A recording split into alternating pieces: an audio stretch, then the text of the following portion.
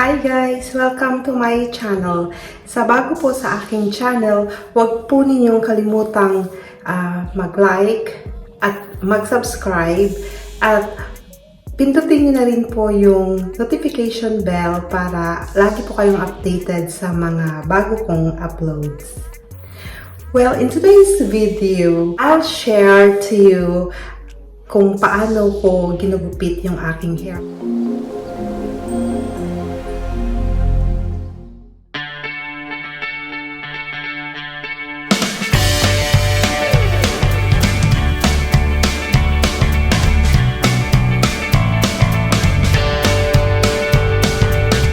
Since na nandito ako, nakakatikim lang po yung aking hair ng salon tuwing uuwi ako ng Pinas. So, ako na yung nagtitrim ever since ng aking hair.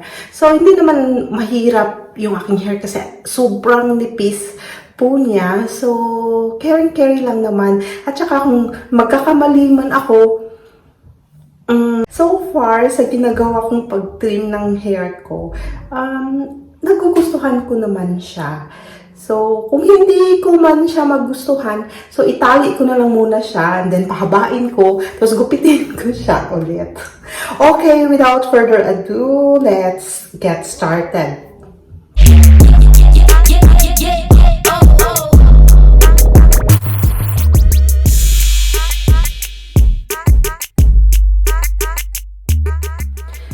So, bali, kasi medyo mahaba na siyang ganito. So, gusto ko sana siyang iksian na mga ganito. Tanggalin ko lang itong ganito kahaba.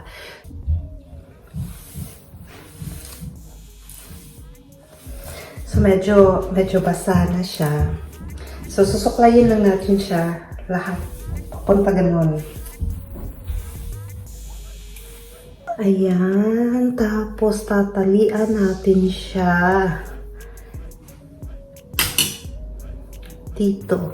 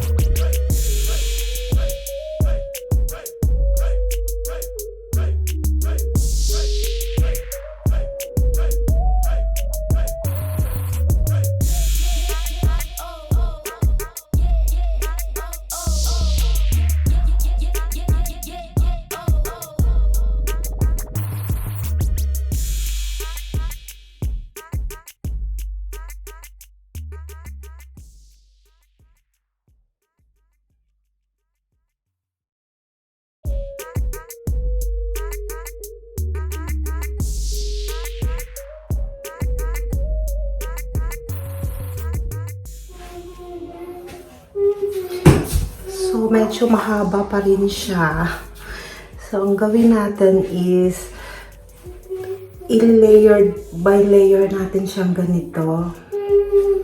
And then, we're gonna so, hatiin natin siya dito sa likod. Then, ganyan. Lagay natin siya dito sa harap. So, the same din dito. Bali, ito yung ating sa front na layer. So,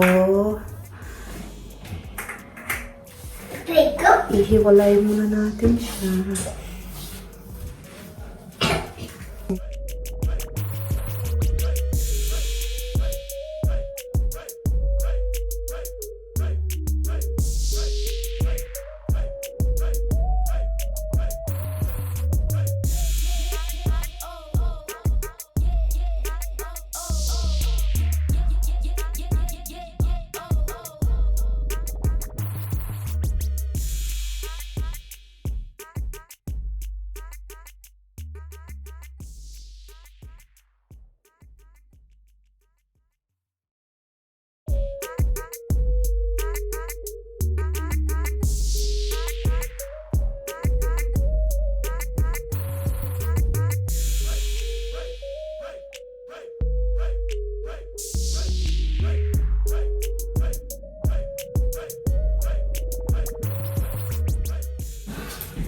Ay, Diyos ko, bakit parang mataas pa rin siya? So, yung ating length sa ilalim is hanggang dito pa rin siya. Pero layered na po siya. Ayan, meron ng maiksi dito. And then, ganun. Then, we'll do the same sa kabila.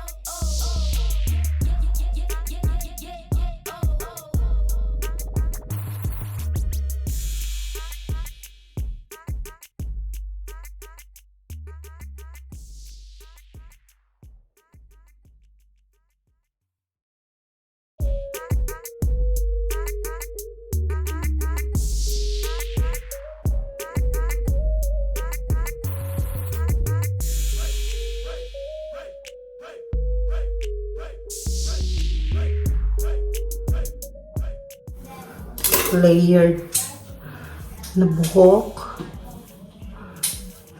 Tingnan lang natin kung pantay siya.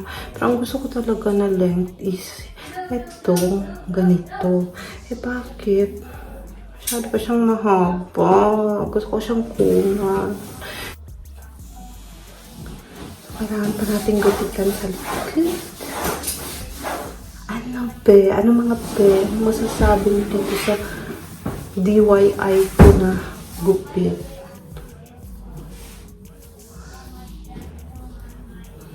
Bakit kasi siya mahaba pa? Ano?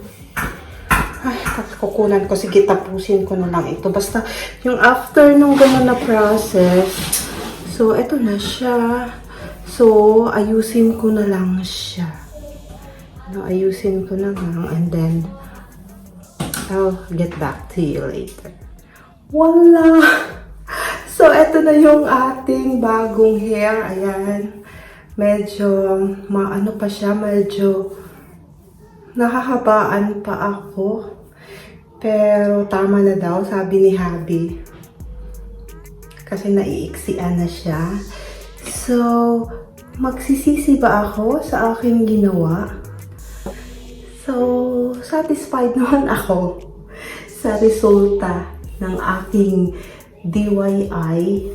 So, yun po, nakakatipid ako for 12 years na sa mga papagupit-gupit sa salon kasi ang mahal po ng gupit dito mga be, ang pinakamura yata is 25 pounds. So, nasa 1,000 din yan pag i-convert mo sa peso. So, sayang din yung 25 pounds, no? Pang ulam na namin yun for 1 week. So, that's it for today's video, guys. Sana po nagustuhan yung bagong haircut ko. At saka, kung alanganin naman kayong gawin yun sa sarili nyo, huwag nyo pong gawin. Kasi, pag nagupit nyo na yung buhok ninyo, yun na yun. Hindi nyo na siya maaayos pa. So, or kung gusto nyong subukan, siguro yung paunti-unti, wag yung maiksi agad. So far naman, saan ko naman siya kasi matagal ko nang ginagawa ang ganito na ako lang talaga gumugupit sa buhok ko. So, yun lang po sa video ito. Salamat po sa panonood at saka hanggang sa muling upload ko. See ya! Bye-bye!